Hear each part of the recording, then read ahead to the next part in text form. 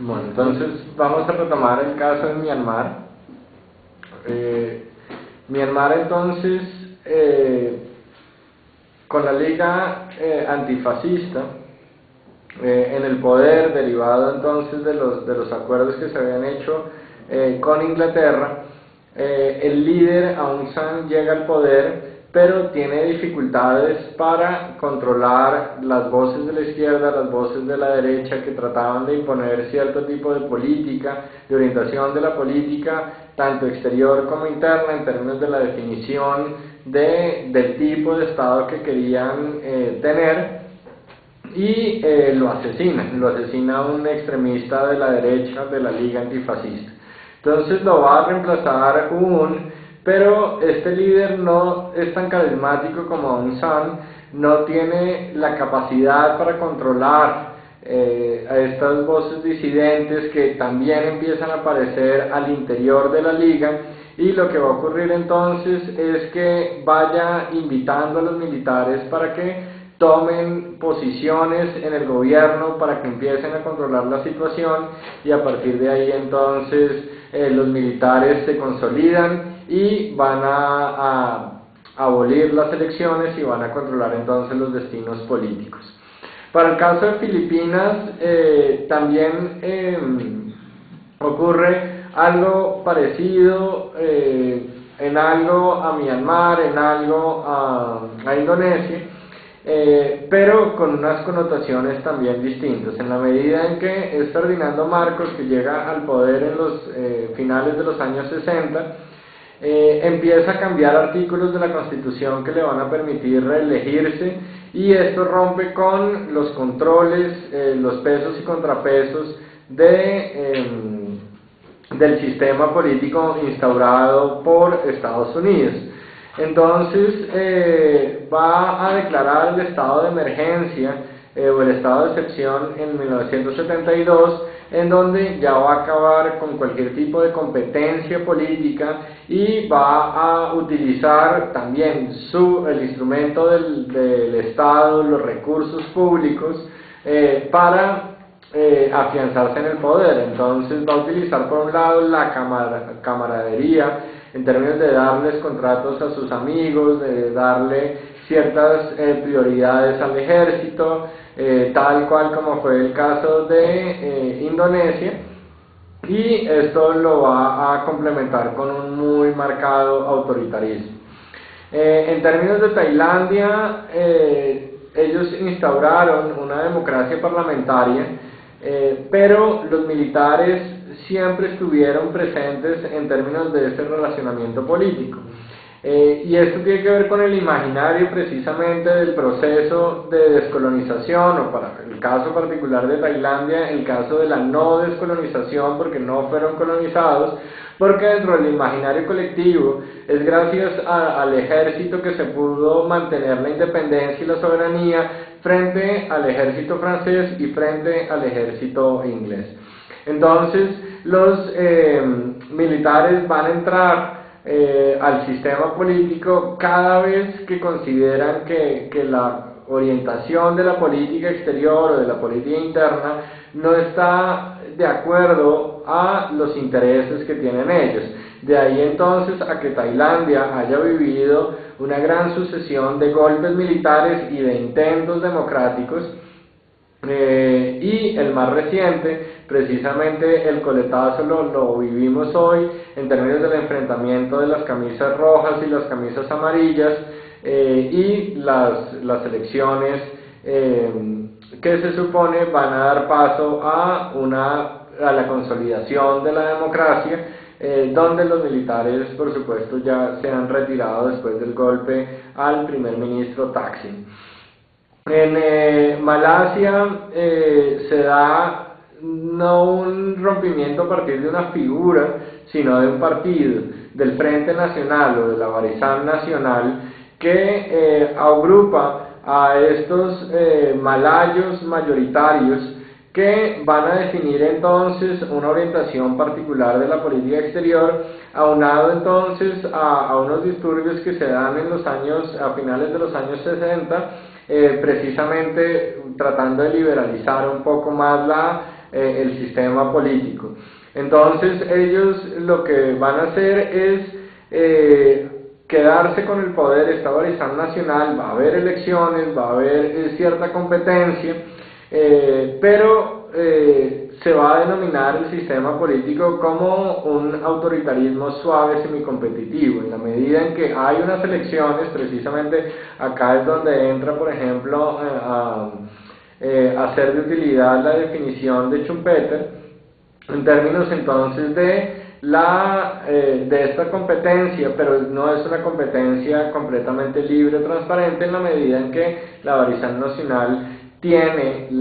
el poder del Estado y pues no ha perdido elecciones. En Singapur va a pasar algo más o menos parecido con el Partido de Acción Popular, en la medida en que es el partido dominante, el que va a encarnar y va a ser fundamental en términos de la independencia frente a Inglaterra y frente a Malasia,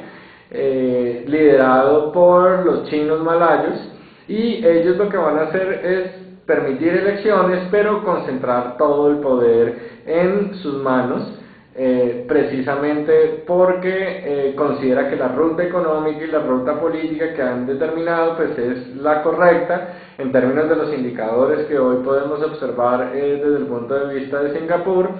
Pero de todas maneras pues no es democrático en la medida en que estas elecciones o esta competencia no es en realidad libre. Así pasamos entonces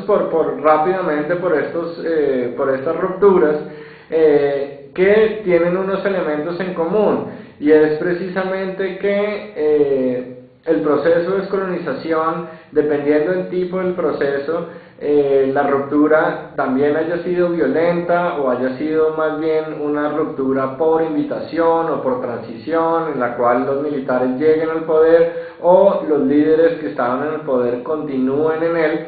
o por el contrario, que haya sido una transición muy violenta en términos de el derrocamiento de un régimen particular y el advenimiento de otro. ¿Por qué todo esto es importante? Porque esta región se ha movido entre las democracias y las dictaduras,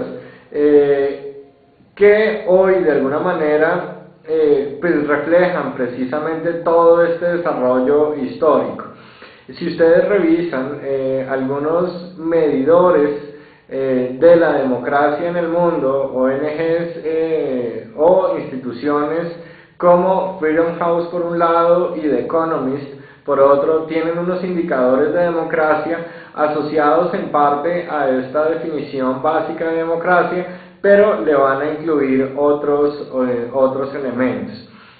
Entonces vamos a tener que en todo el Asia, no solamente ya en el sudeste asiático, sino en todo el este de Asia, encontramos a estados clasificados como autoritarios en un 44%. Esto es un número significativamente alto, que incluye entonces a Brunei, a Myanmar, a la República Popular de China, a Laos, a Corea del Norte, a Vietnam y a Camboya. Todos ellos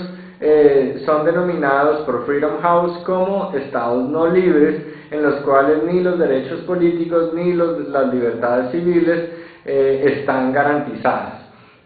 Por otro lado, el 31% de los estados del este de Asia son estados semi-autoritarios. ¿Esto qué quiere decir? Que o bien tienen elecciones periódicas y regulares,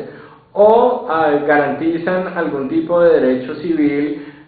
a pesar de no ser abiertos a la competencia electoral. Entonces, acá tenemos a Timor del Este, Malasia, Filipinas, Singapur y Tailandia como las expresiones de estos estados semi-autoritarios. Y por último, tenemos a las democracias con un 25%, que no son más que 4, que son Indonesia, Japón, Corea del Sur y Taiwán.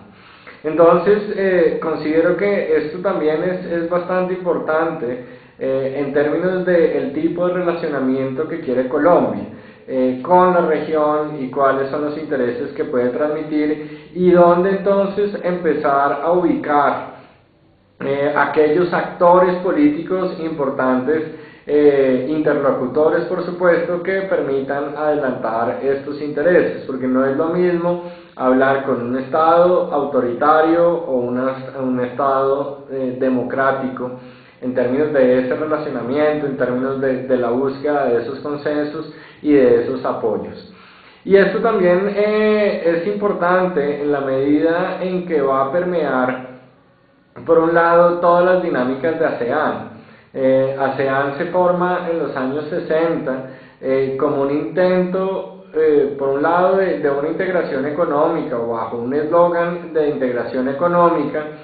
por parte de los 5 miembros fundadores, pero ASEAN tiene una clara lógica política y de seguridad. ¿En qué sentido? En que los años 60, cuando ASEAN se forma, estos estados están luchando por un reconocimiento tanto interno como externo desde el punto de vista de su legitimidad como Estado. Entonces están tratando, por un lado, de construir su estatalidad, es decir, su organización jurídico-política con una orientación particular, y por otro lado su nacionalidad. Entonces, de acuerdo a esto, el hecho de que sean democráticos o no les va a permitir entonces enarbolar ciertos principios del derecho internacional, como la no injerencia en los asuntos internos, como un mecanismo de protección. Por eso es que ASEAN va a conformar un estilo de trabajo, un estilo diplomático, un estilo de integración que está caracterizado por ser consensual, por no tener unos instrumentos jurídicos vinculantes fundamentales como nosotros los podemos tener, y que va a respetar cualquier tipo de proceso que se viva al interior de todos los estados. Entonces, un elemento importante acá es que sin el voto aprobatorio de ASEAN, pues es imposible que Colombia logre ingresar a la PEC, pero para lograr este voto positivo de ASEAN, pues nos toca conocer estas dinámicas, o nos toca orientar muy bien nuestros intereses dentro de estas lógicas históricas, económicas o políticas que han vivido estos estados. Entonces, pues yo los dejaré por el momento con este breve repaso histórico y político de la región. Si ustedes tienen preguntas, si tienen intereses, inquietudes, pues ya los vamos a poder resolver y profundizar en nuestros contactos virtuales en la medida en que pues estas inquietudes o estos intereses surjan. Muchas gracias por su atención y les deseo lo mejor en este proceso.